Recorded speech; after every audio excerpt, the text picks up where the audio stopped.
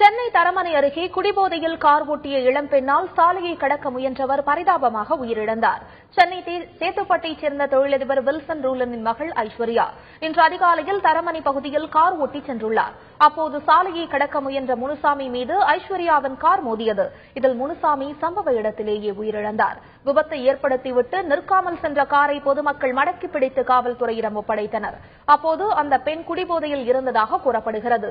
உயிரிழந்த முனுசாமியின் சடலத்தை பிரேத பரிசோதனைக்காக ராயப்பேட்டை அரசு மருத்துவமனைக்கு போலீசார் அனுப்பி வைத்துள்ளனர். இதனிடையே விபத்தை ஏற்படுத்திய பெண் ஐஸ்வர்யா மீது போலீசார் நடவடிக்கை எடுக்காமல் மெத்தனம் காட்டுவதாக பொதுமக்கள் குற்றம் சாட்டினர். பிளாட்பார்ம் ஓரத்தில் நிற்கும் போது ஆடி காரு ஒரு 160 வேகத்தில் வந்திருக்கு. வந்து ஒரு அடிச்சுட்டு நிற்க கூட இல்லை. பைக்காரங்க பக்கத்தில் இருந்த பைக்கை வாங்கி சேஸ் பண்ணி போய் மடக்கி பிடிச்சாங்க. பிடிச்சிட்டு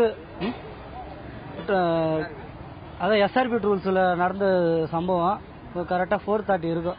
அந்த சமயத்தில் நடந்துட்டு அடிச்சுட்டு போகும்போது சேஸ் பண்ணி பிடிச்சாங்க. பைக் எடுத்துகிட்டு போயிட்டு டெம்போ டிராவல் காரு எடுத்து பிடிச்சிட்டு தான் மடக்கினாங்க. அவங்க நிற்கலாம் இல்லை. அதுக்கப்புறம் பார்த்தா லேடிஸ்லாம் வந்து ட்ரிங்க்ஸ் சாப்பிட்டு இருந்தாங்க. நிற்கவே முடியலையாம்.